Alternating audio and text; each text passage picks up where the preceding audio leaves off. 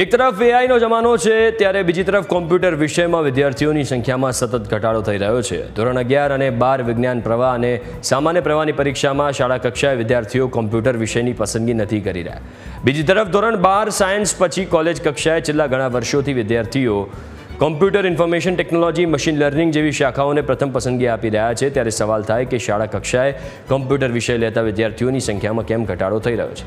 વિદ્યાર્થીનું માનવું છે કે શાળા કક્ષાએ જે અભ્યાસક્રમ ભણાવવામાં આવી રહ્યો છે તે ખૂબ જ જૂનો છે અને આઉટડેટેડ છે।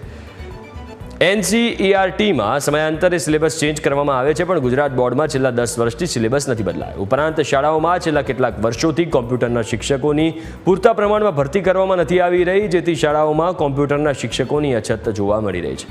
કોમ્પ્યુટર શિક્ષણને માત્ર એક વિષય તરીકે નહીં, પણ ભવિષ્યના વિકાસ માટે એક અનિવાર્ય કૌશલ્ય તરીકે જોવું જોઈએ।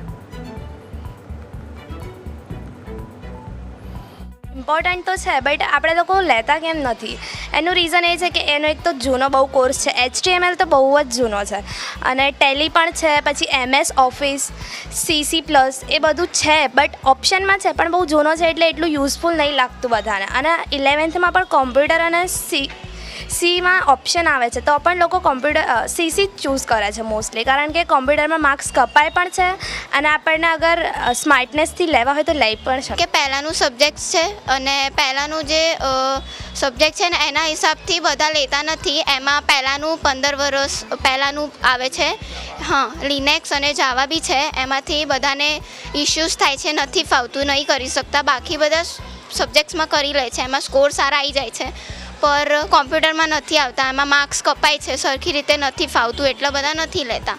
અને અત્યારે તો એઆઈનો જમાનો બી છે, પણ બધા એઆઈ યુઝ કરે છે, બધું જ રીતે કરે છે, પણ કોમ્પ્યુટર નથી લેવું એવું છે। કોમ્પ્યુટર હાર્ડ હોવા કારણે કોઈ નહીં લેતું, કેમ કે એમાં MCQsમાં માર્ક્સ કપાતા હોય છે। જેમ કે 1 માર્ક્સનું પૂરું MCQ ખરાબ થાય, અગર 5 બી થશે તો પૂરો પેપર ખરાબ થશે, એમાં પૂરા માર્ક્સ માઇનસ થઈ જશે, એટલે બધાને હાર્ડ લાગે છે, કોઈ નહીં લેતું હોય। અને એઆઈનો જમાનો છે તો એ લેવું જોઈએ, બટ મોસ્ટ ઓફલી લોકો એમ કહે છે કે એમને નહીં ફાવતું, એ કારણે એ લોકો નહીં લેતા। HTML જે એને કીધું એ તો બહુ જ જૂનો છે એટલે એ કોઈ નહીં લેતું। અને આગળનું જે આઈટીને બધા કરતા હોય ને એમને પસંદ હોય, પણ તો બી એ કોમ્પ્યુટર નહીં કરતા, એવું છે। એની માટે રિક્વાયરમેન્ટ છે કે એમને કરવું જોઈએ। છેલ્લા ઘણા સમય તમે વર્ષોથી જોશો તો ધોરણ 12 સાયન્સ અને કોમર્સની અંદરમાં કમ્પ્યુટર વિશે વિદ્યાર્થીઓ જે રાખવાવાળા વિદ્યાર્થીઓ છે એની સંખ્યા જે છે ઉત્તરોત્તર ઘટી રહી છે।